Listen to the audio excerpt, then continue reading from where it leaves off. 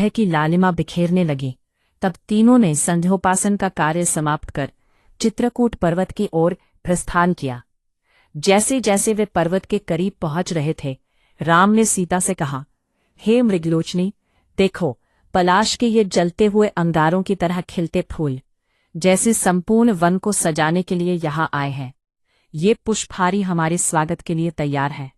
सीता ने उन फूलों की महक को महसूस किया जो हवा में तैरते हुए उनके मन को मोह रहे थे। उसके दिल में खुशी की एक लहर दौड़ गई। राम ने आगे कहा, इन विल्व और भाल्लांतक के वृक्षों को शायद आज तक किसी ने छुआ भी नहीं है।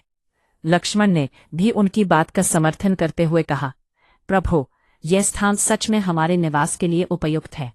जब उन्होंने वाल्मीकि ऋषि के आश्रम की ओर कदम बढ़ाए तो वहां की मनोहारी प्राकृतिक सुंदरता ने उन्हें एक नई आशा दी। राम ने ऋषि को प्रणाम किया और बताया कि वे पिता की आज्ञा से वनवास में आए हैं। महर्षि वाल्मीकि ने मुस्कुराते हुए कहा, हे दशरथ नंदन, तुमने मुझे दर्शन देकर कृतार्थ कर दिया है। तुम इस आश्रम में जब तक चाहो निवास कर सकते हो। राम ने विनम्रता से कहा, यह सुरम्य वन हमें बहुत पसंद है, लेकिन मैं नहीं चाहता कि आपकी तपस्या में कोई विघ्न आए। हम कहीं कुटिया बनाकर रहेंगे। लक्ष्मण ने अपने भाई की आज्ञा सुनी और तुरंत मजबूत लकड़ियां काटने के लिए निकल पड़े। कुछ ही समय में लक्ष्मण ने एक सुंदर और कलात्मक कुटिया तैयार कर दी। राम ने उसकी सराहना की, भैया, तुमने अद्भुत काम किया है। फिर राम और सीता ने गृह प्रवेश यज्ञ किया और कुटिया में प्रवेश किया।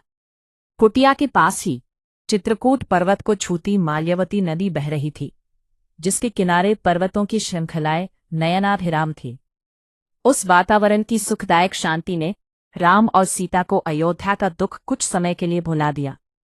सीता ने आसपास के भांति भांति के रंग बिरंगे फूलों और चहचहाते पक्षियों की आवाजों को सुनते हुए महसूस किया कि इस निर्जन वन में वह राजमहल से कहीं अधिक सुखी है।